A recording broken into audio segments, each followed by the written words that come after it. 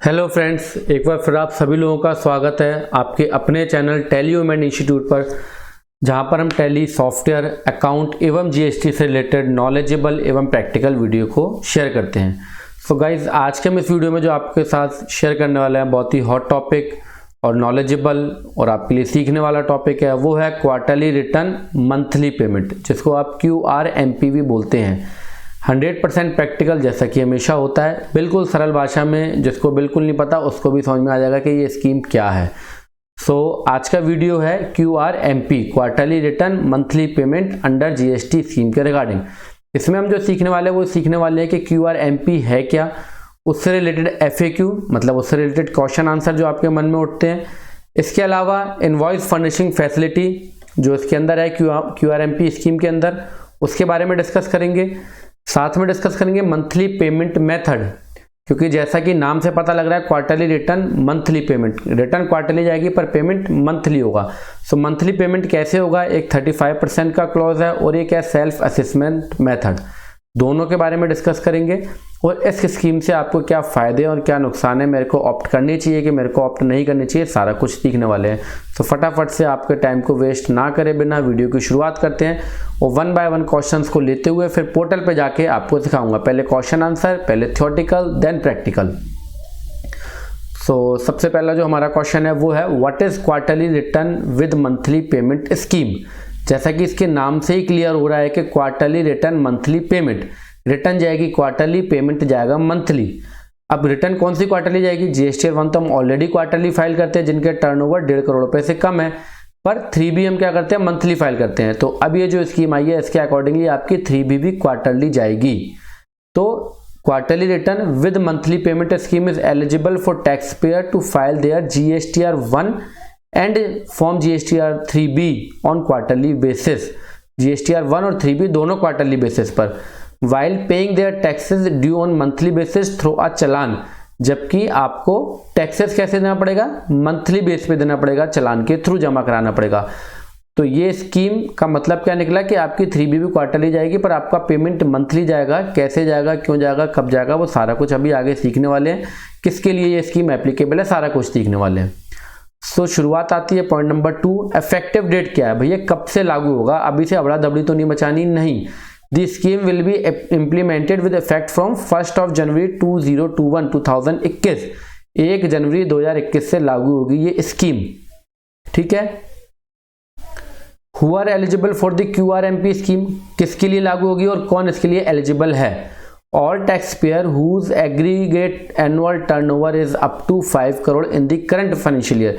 जिन्होंने GSTR number अपना इसी फाइनेंशियल ईयर में लिया है, तो उसका जिसका टर्नओवर 5 करोड़ रुपए का होगा इस फाइनेंशियल ईयर के अंदर, वो इस स्कीम को ऑप्ट कर सकता है। या फिर जिसका टर्नओवर पिछले फाइनेंशियल ईयर में 5 करोड़ रुपए से कम रहा हो। पिछला फाइनेंशियल मतलब जिनके पहले से GSTR नंबर है, तो उसका पिछली बैलेंस शीट के अकॉर्डिंगली या पिछले टर्नओवर के अकॉर्डिंगली, टर्नओवर का कॉलम जी है वो GST पोर्टल पे आ गया। अभी मैं आपको प्रैक्टिकल भी बता दूंगा, मतलब पहले थ्योरेटिकल देन प्रैक्टिकल। तो कहने का मतलब यह है कि जिसका टर्नओवर 5 करोड़ रुपए तक का है वो इस स्कीम को ऑप्ट कर सकता है, बशर्ते उसकी 3B और GSTR 1 पिछले मंथ तक का फाइल हुआ होना चाहिए।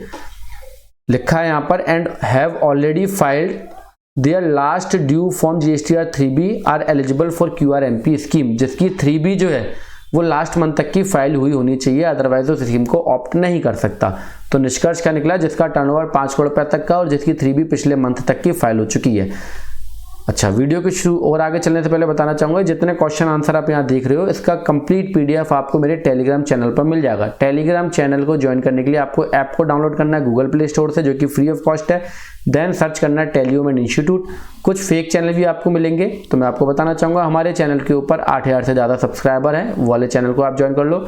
उसके अलावा इस वीडियो के डिस्क्रिप्शन बॉक्स में आपको चैनल का लिंक, प्लेलिस्ट के लिंक, सारे लिंक मिल जाते हैं। तो आप डिस्क्रिप्शन जरूर देखिए करें, वीडियो का डिस्क्रिप्शन जरूर जाके देखा करो, उसमें कुछ ना कुछ यूजफुल इंफॉर्मेशन आपके लिए होती है।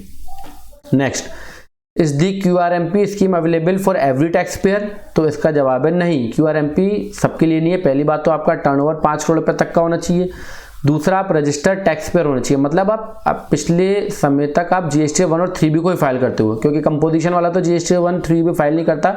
तो कुल मिला के रेगुलर टैक्स पेयर के लिए जिसका टर्नओवर 5 करोड़ रुपए तक का है उसके लिए स्कीम है, और जिसने अपनी 3B पिछले मंथ की फाइल कर दी हो उसके लिए स्कीम है, या जो कंपोजिशन स्कीम से ऑप्ट आउट कर चुका हो उसके लिए स्कीम है, या फिर जो पर्सन न्यू जीएसटीएन के लिए अप्लाई कर रहा हो उसके लिए स्कीम है। नंबर 1 कि जिसका टर्नओवर 5 करोड़ रुपए से कम हो और पिछले 3 मंथ की उसकी 3B फाइल हो। नंबर 2 जो कि कंपोजिशन स्कीम से ऑप्ट आउट कर चुका हो। नंबर 3 जो नया टैक्स पेयर जीएसटीएन के लिए रजिस्टर्ड कर रहा हो, उन सबके लिए स्कीम है।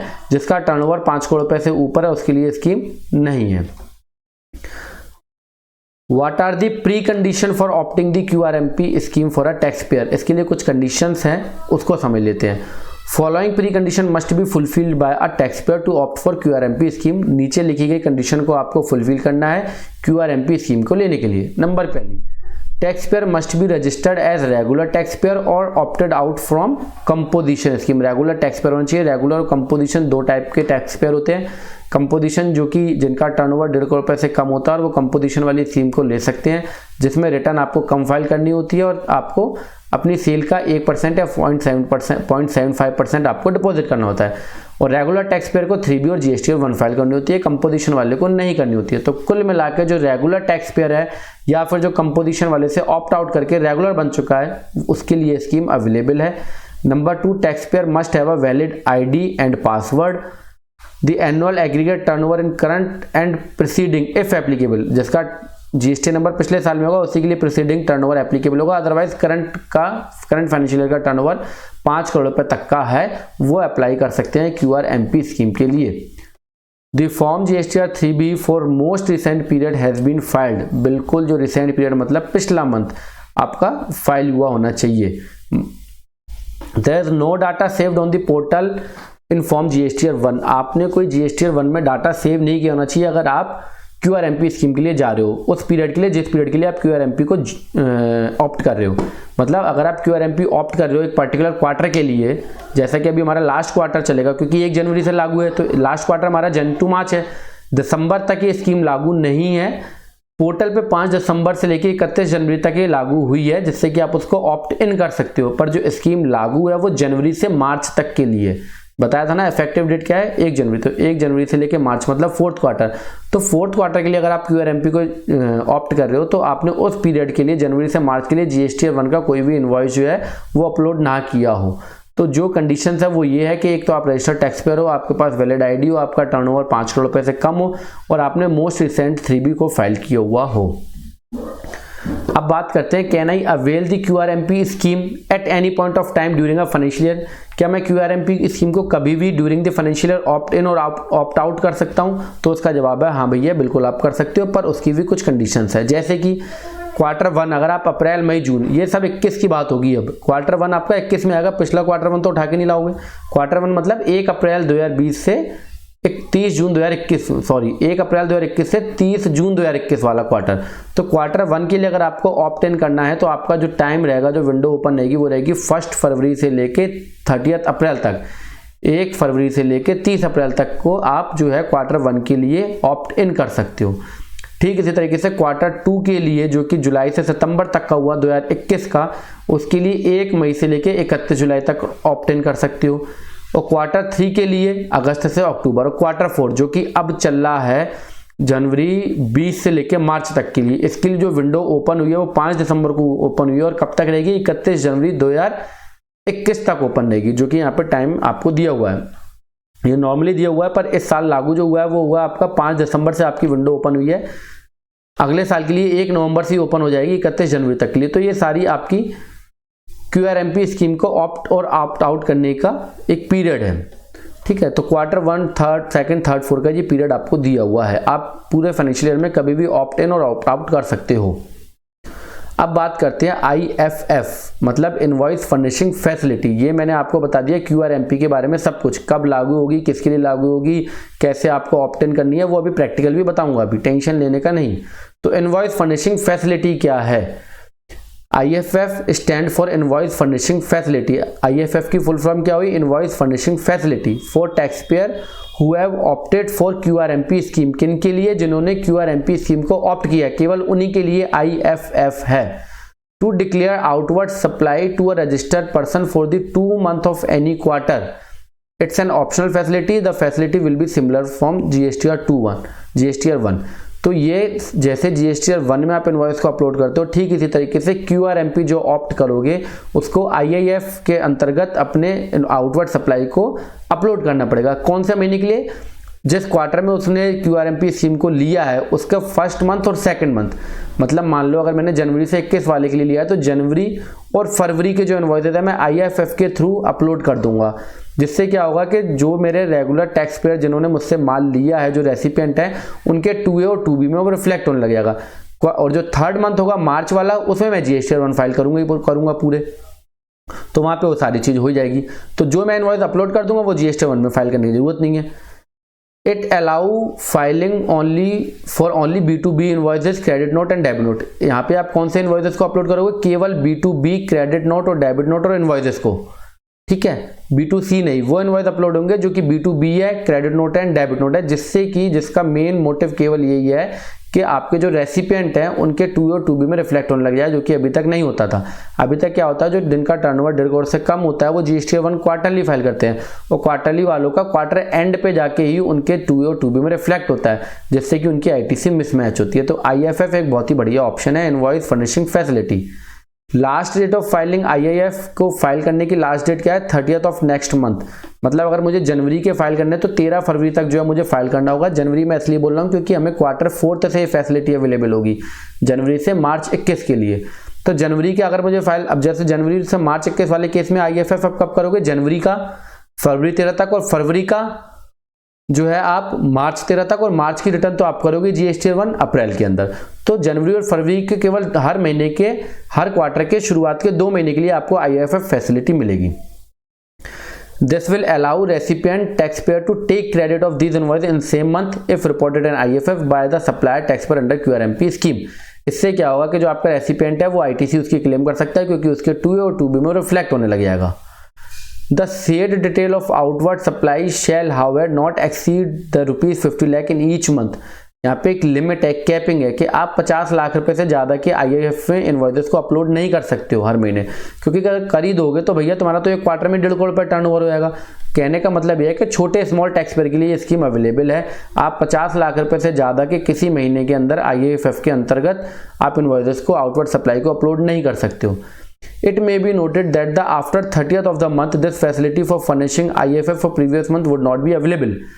हर महीने की 13 तारीख को पिछले महीने के इनवॉइसेस को आप अपलोड कर सकते हो, पर 13 के बाद ये विंडो बंद हो जाएगी और आप इनवॉइसेस को अपलोड नहीं कर पाओगे। तो 50 लाख रुपए तक के इनवॉइसेस आपको अपलोड करने हैं और हर महीने की 13 तारीख तक पिछले महीने के इनवॉइसेस को अपलोड करने हैं।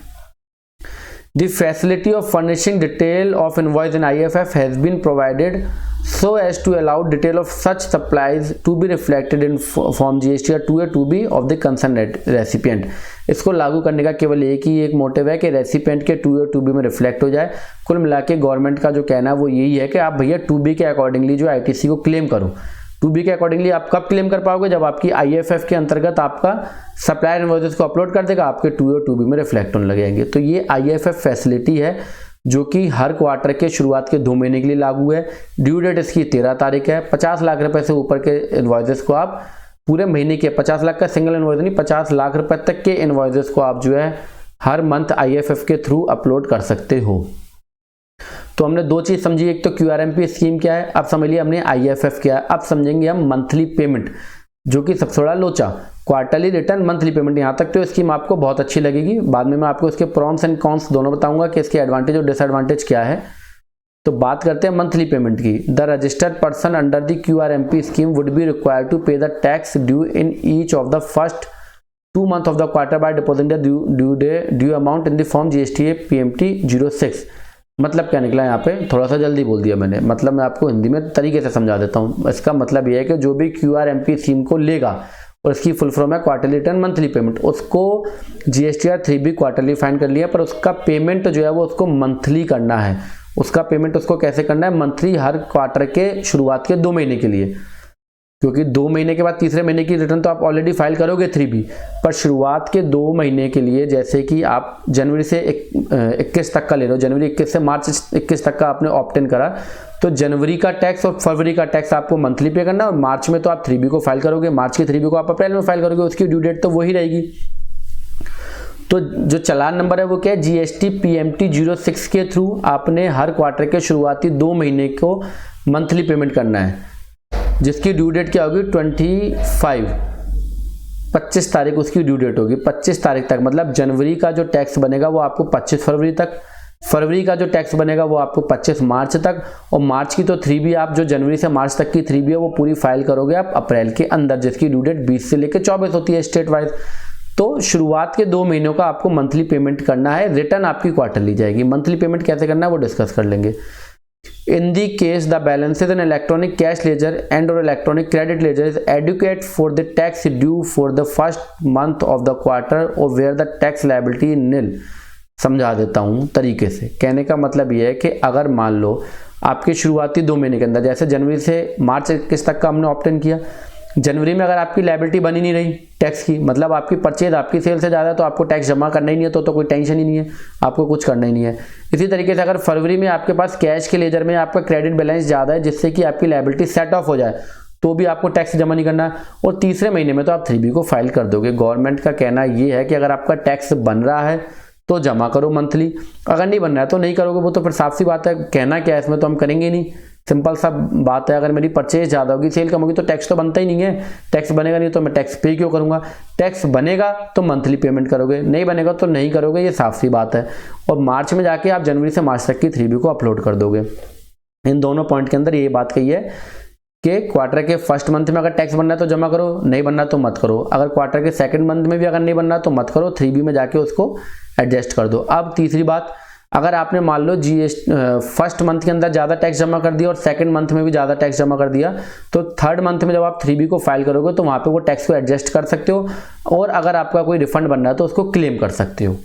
ठीक है, मतलब क्या निकला, पेमेंट का मतलब यहाँ पे निकला कि भैया आप मंथली पेमेंट करना, अगर आपका टैक्स बनना है जनवरी का तो आप मंथली पेमेंट करोगे, फरवरी का मंथली करोगे, मार्च में जाके उसको 3B जब फाइल करोगे तो उसको एडजस्ट कर दोगे। ज़्यादा अगर पेमेंट कर दिया तो रिफंड ले लोगे।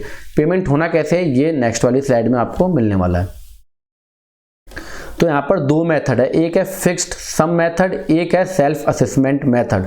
दोनों ही मेथड गवर्नमेंट ने खूब बढ़िया निकाले जिससे कि आप ढंग से फंसो। तो पहला मेथड क्या है, फिक्स्ड सम मेथड।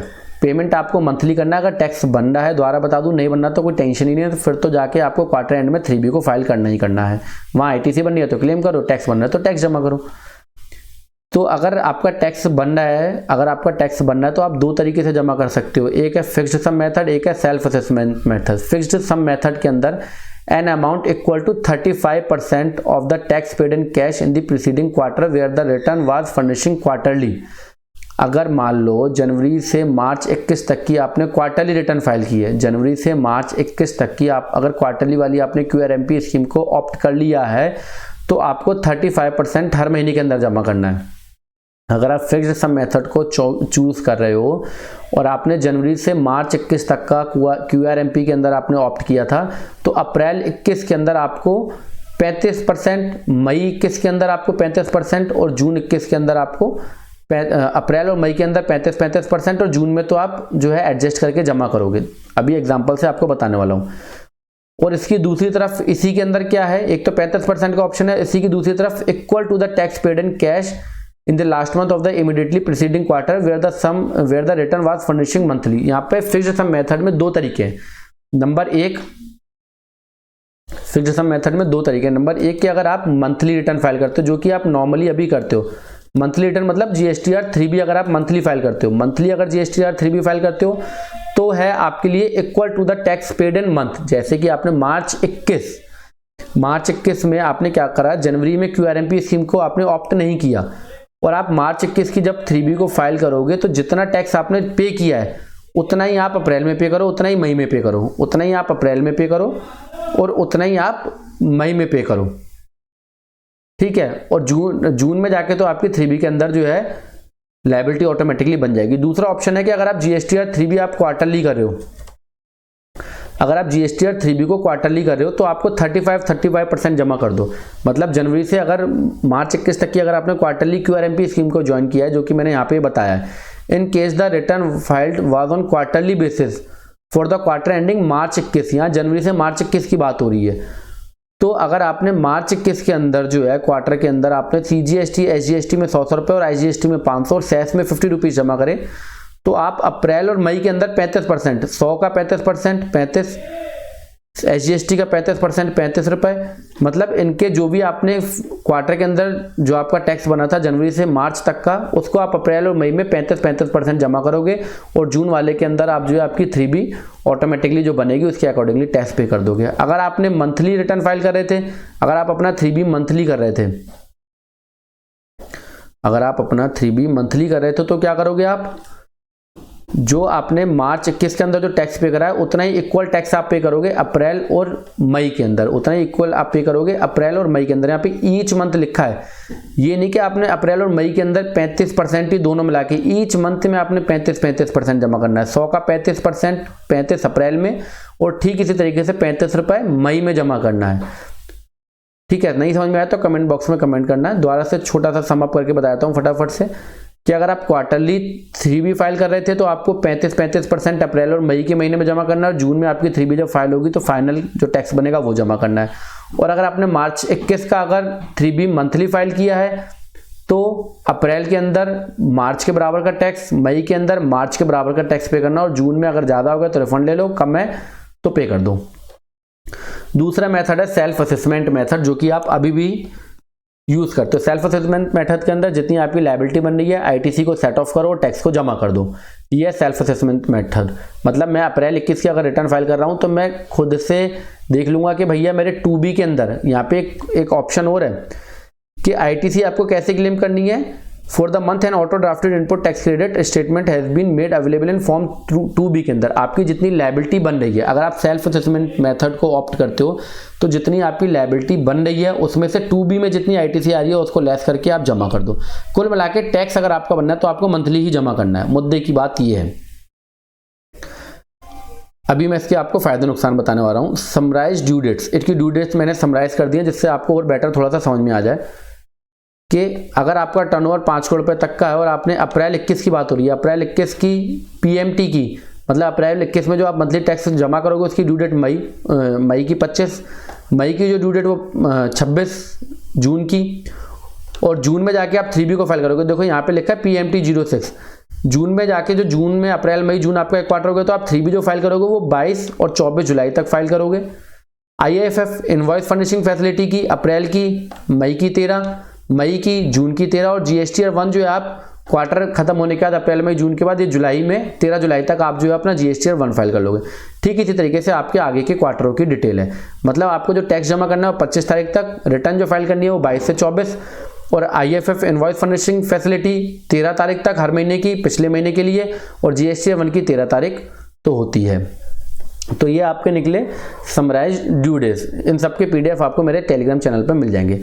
अब जो मैं आपको बताने वाला हूँ कि इस स्कीम के फ़ायदे हैं या नुकसान है, तो इससे पहले मैं आपको बताना चाहूँगा कि भैया ये मेरी अपनी एडवाइस है, ये स्कीम मैं किसी के ऊपर थोप नहीं रहा, ये मेरी अपनी एडवाइस है, अपना ओपिनियन है। तो मैं आपको बताना चाहूँगा कि ये स्कीम बिल्कुल काम की नहीं है। क्यों नहीं है? आपको सुन के बड़ा हटपटा लग रहा होगा, क्यों नहीं है? क्योंकि अगर आप मंथली टैक्स पे करोगे, ये स्कीम मैं आपको बता दूं खाली एक ही बंदे के लिए काम के लिए, जिसका कि हर महीने टैक्स बनता ही ना हो, जिसका कि टैक्स ना बनता और वो B2C सप्लाई करता हो, जिसका कि टैक्स ना बनता और वो B2C सप्लाई करता हो। अगर उसका टैक्स नहीं बनता तो उसके लिए 3B फाइल करना मंथली बोझ था, अब वो उसके लिए क्वार्टरली ठीक रहेगा। पर जिसका टैक्स बनना है उसके लिए स्कीम बिल्कुल बेकार है, क्योंकि अगर आपका टैक्स बन ही रहा है, आप टैक्स निकालने के लिए पूरी कैलकुलेशन करोगे। जब टैक्स निकालने के लिए पूरी कैलकुलेशन करोगे तो 3B फाइल करने में क्या 2 बटन ही तो दबाने हैं, तो 3B फाइल कर लोगे। दूसरी बात, गवर्नमेंट को क्वार्टरली रिटर्न क्वार्टरली पेमेंट का ऑप्शन लाना चाहिए था और IFF का ऑप्शन लाना चाहिए था। क्या लाना था? Quarterly return quarterly payment, payment भी आप क्वार्टरली करो, रिटर्न भी क्वार्टरली फाइल करो छोटे टैक्स पेयर के लिए। पर IFF इनवॉइस फर्निशिंग फैसिलिटी लाना था। उससे क्या होता है कि IFF के अंतर्गत जो आपका जिसको आप माल बेचते हो वो अगर बड़ा व्यापारी है तो उसमें वो आपसे व्यापार करता, अदरवाइज वो क्या होता है कि आपसे व्यापार नहीं करेगा, क्योंकि उसके 2B में रिफ्लेक्ट नहीं होगा। ITC जो है आने वाले समय के अंदर आपको 2B के हिसाब से क्लेम करने पड़ेगी, 2A के हिसाब से भी क्लेम नहीं करने पड़ेगी। 2A में तो आईटीसी क्लेम करना बिल्कुल ठीक था, पर 2B के अनुसार आईटीसी क्लेम करने में केवल वही इनवॉइस को आप क्लेम कर सकते हो जो उस पर्टिकुलर मंथ के अंदर फाइल हुए हैं। ठीक है, तो ये जो ऑप्शन है क्वार्टरली रिटर्न मंथली पेमेंट, ये होना चाहिए था क्वार्टरली रिटर्न क्वार्टरली पेमेंट। और इनवॉइस फर्निशिंग फैसिलिटी एक बहुत अच्छा ऑप्शन है, ये लाना चाहिए था गवर्नमेंट को कि जिनके टर्नओवर 5 करोड़ रुपए से कम है वो इनवॉइस फर्निशिंग फैसिलिटी का यूज़ करते हुए हर क्वार्टर के शुरुआती 2 महीने के इनवॉइसेस को अपलोड कर दे, जिससे कि उसका रेसिपिएंट को आईटीसी क्लेम करने को मिल जाए। पर अगर हमें जो छोटा टैक्स पेयर है उसे अगर पेमेंट ही मंथली करना पड़ेगा तो उसके लिए फ़ायदा क्या निकला? कोई फ़ायदा नहीं हो, तो सारी कैलकुलेशन कर लेगा। वहाँ भी आपने 2 ऑप्शन लगा दिए, एक 35% का और एक सेल्फ असेसमेंट का। सेल्फ असेसमेंट में तो उसको पूरी कैलकुलेशन करनी पड़ेगी, 35% में वो बेचारा यही टेंशन में रहेगा कि मैं ज़्यादा जमा कर दिया कि कम, क्योंकि सेल कभी इक्वल नहीं होती, सेल आपकी आगे पीछे होती रहती है, टैक्स आगे पीछे होता रहता है। पर गवर्नमेंट ने उसको नाम दे दिया फिक्स्ड सम मेथड। फिक्स्ड तो है ही नहीं, बिजनेस में कुछ भी फिक्स्ड तो है नहीं, अनसर्टेनिटी बनी हुई है, तो फिक्स्ड सम मेथड का ऑप्शन लाने का कोई फायदा नहीं है। और अगर सेल्फ असेसमेंट मेथड का अगर उपयोग करोगे, आप यूज करोगे, तो ऑलरेडी आपने 3B तैयारी कर दी। जब आप आईटीसी को लेस कर दोगे लायबिलिटी में से, तो 3B तो आपकी प्रिपेयर हो गई। तो गवर्नमेंट को जो लाना था वो नियम था क्वार्टरली रिटर्न क्वार्टरली पेमेंट। अगर आपको ये मेरा नियम अच्छा लगा हो तो आप जरूर शेयर करिएगा।